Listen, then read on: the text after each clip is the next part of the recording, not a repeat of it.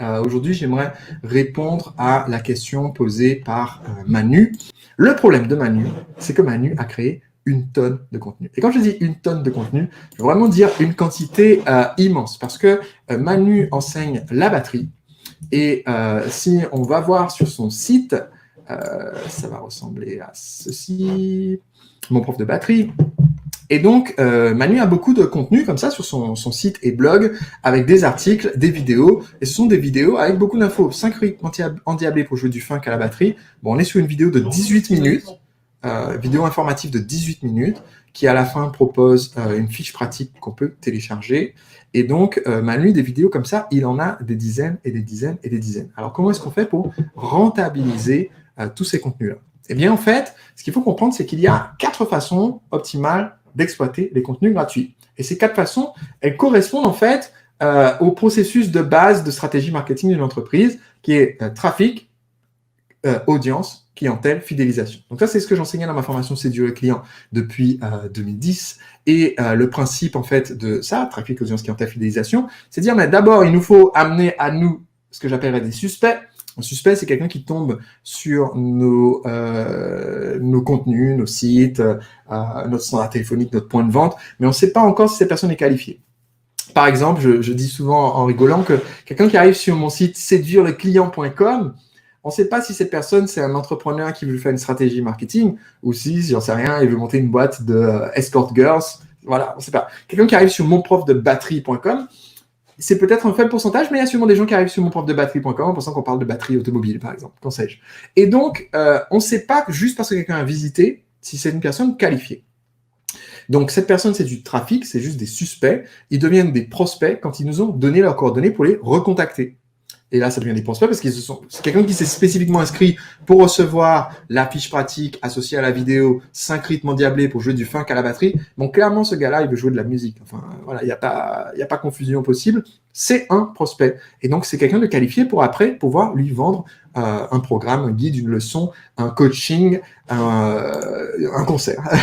Il y a encore quelque chose qui va me permettre de monétiser. Donc, trafic, audience, je récupère des prospects, et ensuite je transforme ces prospects en clients avec ma séquence de vente toboggan, donc c'est le C, et ensuite ces clients, je veux qu'ils reviennent et qu'ils achètent d'autres produits.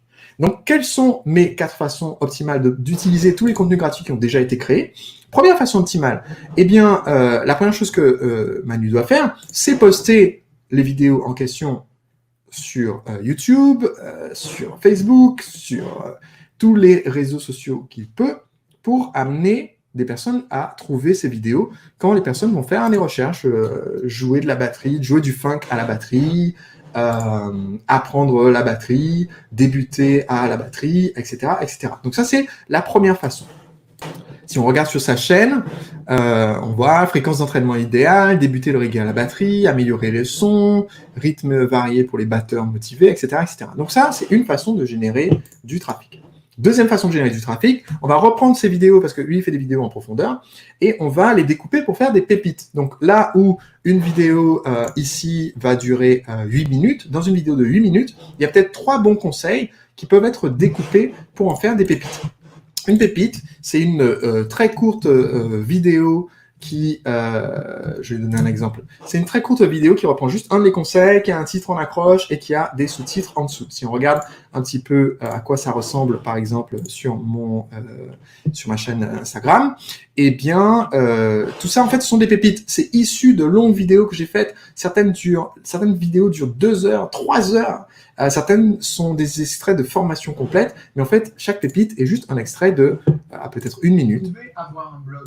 Alors, cette image, comme par hasard, au moment où je fais une démo, j'ai une vidéo avec une image figée. On va essayer avec une vidéo qui n'a pas une image figée. Allez, espérons que je ne suis pas bugué partout. J'ai fait quelque chose qu'il ne faut jamais faire quand on fait une offre dans un séminaire, chose importante, c'est on fait l'offre, quand on fait l'offre sur scène, on dit...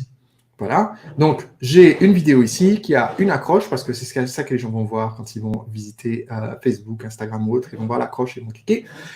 J'ai la vidéo qui est en fait juste un extrait de ma longue vidéo, et j'ai en dessous les sous-titres qui correspondent à ce qui est dit, parce que beaucoup de gens sur ces réseaux sociaux ne vont pas activer le son, donc ça va permettre quand même de suivre le contenu et de le regarder. Ça me permet de générer du trafic. On a en fait un gros volume de nos vues sont faites sur ces vidéos courtes, et après ça incite les gens à être dans notre audience, et après on peut les recibler avec des contenus pour lesquels ils doivent donner leur adresse email. Donc premièrement, trafic. La vidéo longue et la vidéo courte doivent être utilisées pour générer du trafic.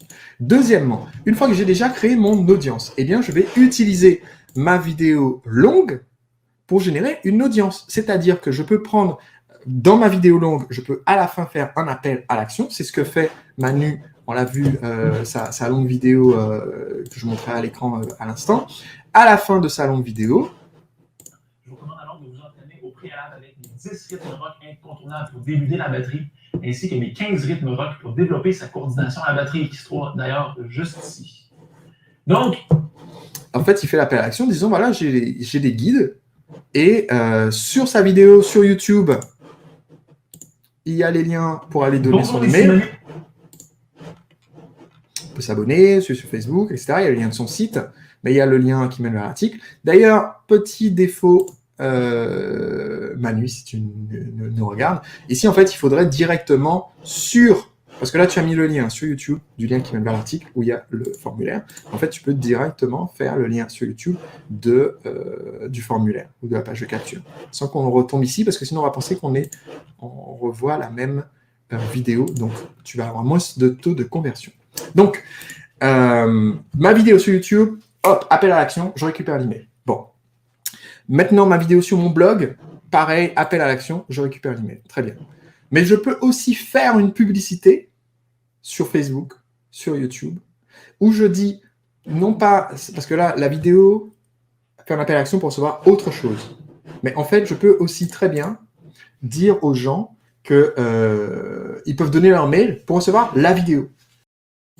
Les vidéos de Manu ont beaucoup de contenu, et donc quelqu'un pourrait très bien donner son email pour recevoir les 5 rythmes mondialement pour jouer du funk à la batterie. Donc dans ma pub Facebook, je peux faire une pub Facebook qui propose le PDF plus la vidéo ensemble, et donc je peux me servir de cette vidéo comme ressource pour que les gens donnent leur adresse mail et rejoignent ma liste. Et juste après, ils sont dans le toboggan avec la séquence pour vendre mon produit. Je peux aussi regrouper plusieurs vidéos dans un guide ultime qui est un article sur mon blog où je mets 4-5 vidéos qui sont sur des thèmes similaires. Et maintenant, au lieu d'avoir juste mettez votre mail pour avoir 5 rythmes endiablés pour jouer du funk à la batterie, je peux avoir le guide ultime du funk à la batterie qui est en fait composé de mes 10 vidéos sur ce sujet et donc qui a beaucoup plus de valeur pour récupérer l'adresse email. Ça, c'est on a parlé de générer du trafic, on a parlé de générer de l'audience. Quelles sont les deux autres façons dont Manu peut utiliser ces contenus gratuits qu'il a déjà créés au cours des années précédentes? Eh bien, il peut s'en servir aussi pour faire de la génération de clientèle. Il peut très bien réunir 10, 20, 50, 100 de ces contenus en vidéo ou en audio, les mettre par exemple sur une clé USB et en faire un produit qui est vendu avec une offre d'appel. Pour vous donner un exemple,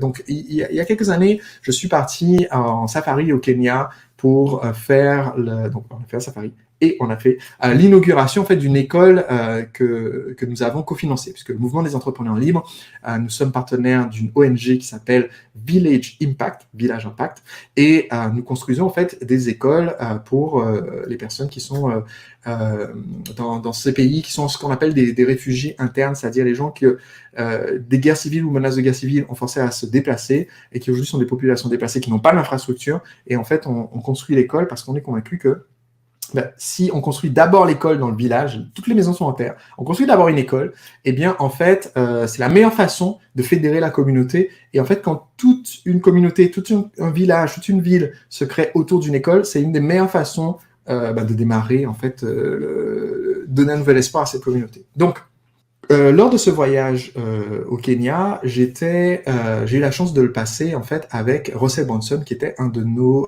cofondateurs, qui a cofinancé cette école. Et en fait, Russell Brunson, que certains d'entre vous connaissent sans doute, qui est le fondateur de ClickFunnels, eh bien, il a appliqué cette stratégie. Il a pris 100 de ses précédents podcasts. Il les a tous mis sur une clé USB. Alors, ils sont toujours sur YouTube, les podcasts. Ils sont toujours sur Internet si vous voulez les avoir gratuitement. Mais en fait, il vend sur son site en disant, écoutez, si vous payez juste les frais de port pour cette clé, je vous envoie la clé USB avec le best-of. Et il a fait la même chose en prenant les contenus et en les faisant transcrire sous la forme d'un livre, en condensé. J'ai un autre de mes clients, Eric Orocha, qui fait la même chose. Il a un livre dont il a vendu plus de 50 000 exemplaires. Et son livre, c'est simplement les 40 meilleurs podcasts vidéo qu'il a fait. Donc, il fait comme Manu, il fait des vidéos tout le temps. Il a pris les 40 meilleurs, il a donné à un rédacteur en lui disant « Fais-moi, à partir de ça, chaque vidéo, tu me fais 1 ou 2 pages qui expliquent ce que j'ai dit dans la vidéo. » Il les a réunis dans un livre, il a trouvé un éditeur pour cela, et il a vendu 50 000 exemplaires au Brésil de ce livre, qui s'appelle « Sacadas de Empreendedor ». J'en ai déjà parlé sur ma chaîne YouTube. Et donc, ça, c'est une façon, en fait, de générer de la clientèle à partir de ce contenu qui existe déjà. Pas besoin de créer quelque chose de complètement nouveau. Vous récupérez ça, vous en faites, du coup, un produit qui est un produit physique ou un produit électronique, un e-book, ou une mini-formation, et en fait, qui sert de produit d'appel, parce que si vous avez déjà le reste de vos séquences de toboggan, etc., le produit d'appel, c'est une bonne façon d'avoir des gens qui font leur première transaction. Ils font leur première transaction avec vous, ils vous font par la suite confiance, et parce que vous avez créé le produit phare vous avez d'abord créé le produit qui se vend cher et qui résout 99% du problème du client, d'abord. Et bien maintenant, plus tard, comme Manu, genre 3 ans plus tard, quand vous créez le produit d'appel, eh bien vous pouvez, pour les gens qui ont acheté le produit d'appel, vendre dans la foulée le produit phare. Et donc ça vous permet de toucher un plus grand public. Donc ça, c'est la 3e option. La 4e option, c'est pour la fidélisation des clients. C'est-à-dire, si vous avez aujourd'hui une clientèle qui se sont inscrits dans le cas de Manu, se sont inscrits sur vos cours de monprofdebatterie.com, dans notre cas, chez nous, donc, si vous avez des gens, en fait, qui sont des clients et qui ont rejoint, par exemple, un groupe Facebook. Donc, nous avons un groupe Facebook qui s'appelle Les Entrepreneurs Libres. Tadam. Donc, on a un groupe Facebook qui s'appelle Les Entrepreneurs Libres. Ah, bah tiens, salut Sébastien. Donc, dans ce groupe, en fait, je partage des contenus, mes contenus gratuits, je les partage aussi dans ce groupe. Donc, c'est un facteur de fidélisation parce qu'en fait, il y a des gens qui, quand ils vont rejoindre le groupe, en fait, ça fait des contenus intéressants. Et du coup, tous les jours, il y a des personnes qui vont lire ces contenus, en apprendre beaucoup et suivre ce que nous enseignons. Donc, ça permet de rester immergé. Et donc, ça a une importance sur la fidélisation à long terme de notre clientèle. Donc, voilà les 4 façons d'utiliser, si on a beaucoup de contenu gratuit, dans notre séquence. Maintenant, ce qui est important de voir, c'est que dans tout ce que j'ai expliqué, eh bien, on ne se sert pas de ces contenus dans le toboggan. C'est-à-dire, dans ma séquence toboggan, j'ai effectivement des contenus gratuits. C'est pas les mêmes que mes articles de blog, mes vidéos de blog. La séquence de toboggan, c'est quelque chose, c'est pour ça qu'on a un programme d'accompagnement pour vous aider à le faire. La séquence de toboggan, elle a un but précis de vous aider à créer cette séquence optimale de vente qui amène la personne qui vous connaît pas à décider d'acheter le produit. Donc, on débarque pas en plein milieu de cette séquence avec et en bonus, voici un podcast qui n'a rien à voir parce qu'évidemment, ça baisserait l'efficacité de notre séquence de vente. Par contre, on peut utiliser certains de nos contenus s'ils viennent en soutien dans une séquence de toboggan. Exemple, dans une séquence de toboggan que je peux faire qui va parler de notre formation trafic illimité, je peux très bien, au milieu de la séquence, envoyer un podcast qui existe sur ma chaîne, qui est en fait l'interview que j'ai faite, une étude de cas d'un de nos clients à succès, et qui, comme par hasard, est quelqu'un qui a participé à Atelier Trafic Illimité et qui a multiplié le trafic de son site par 2, par 3, par 4. Et donc, si je fais ça, eh bien, en fait, ce contenu gratuit, je n'ai pas pris au hasard. J'ai pris un contenu stratégique qui vient aider ma séquence de vente. De la même façon, je ne vais pas prendre mes contenus gratuits au hasard et les mettre n'importe comment dans mon parc d'attractions. Pourquoi ? Parce que mon parc d'attractions, c'est quelque chose de très, les Anglais diraient lean and mean. C'est quelque chose de très concis et percutant. C'est une séquence dont le but, c'est de faire la promotion de mes différents toboggans. Donc, je ne mets pas n'importe quel contenu là-dedans. Je mets que des contenus qui sont pertinents. Et souvent, en fait, c'est juste une séquence de mails qui renvoie vers les contenus gratuits qui sont, eux, dans les toboggans. Donc, tout ça, c'est très stratégique.